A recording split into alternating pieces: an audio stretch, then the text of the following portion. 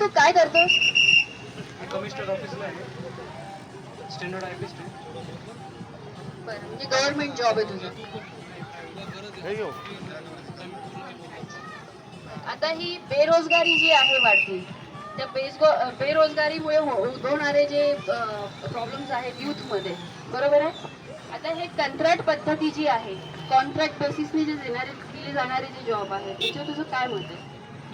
सध्याच्या सिच्युएशनला आता पहिलेच युवा खूप बेरोजगार आहेत. त्याप्रमाणे त्या युवांना लुटायचे कामं चालू आहेत सध्या. आत्ताच्या सिच्युएशनला साधारण TCS आपले एक्झाम कंडक्ट करते. TCSची जी फी आहे ती ऑन ॲव्हरेज 1000 रुपीज आहे. प्लस त्याच्यामध्ये जर रिझल्ट लागण्या अगोदर तुम्हाला जे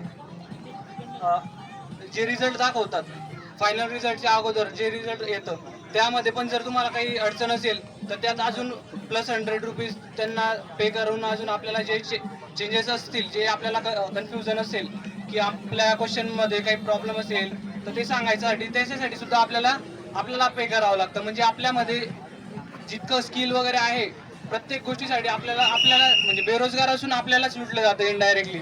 मग माझी सरकारला आणि आपल्या मार्फत या जनतेला अशी विनंती आहे की युवांसाठी सरकारांनी मिनिमम पहिलेच आधीच लोक बेरोजगार आहेत आणि तुम्ही त्यातनंच अजून लुटू राहिले.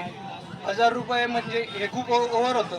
आता भरपूर असे पोरच असतात, स्टुडंट्स असतात, ते पार्ट टाइम जॉब करून आपली फीज वगैरे भरतात, स्वतः इंडिपेंडेंटली बाहेर राहतात.